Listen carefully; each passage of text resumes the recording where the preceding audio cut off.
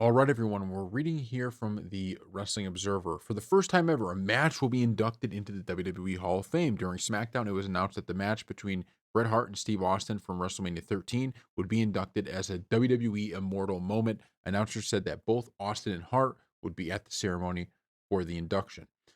The bloody brawl that took place in Chicago on March 23rd, 1997, saw Hart win the match after applying the sharpshooter on Austin, who didn't submit but passed out, giving special guest referee Ken Shamrock no other option but to end the match. It would begin Hart's final run with the company as a heel.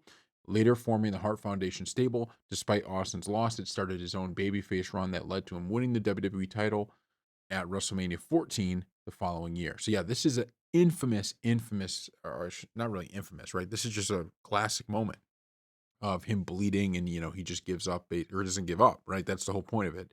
And I kind of like this, right? They're expanding the Hall of Fame a little bit to have these kind of immortal moments. What can this do? Well, you get now Austin and Bret Hart to return for this event. You're kind of making the event a little bit bigger.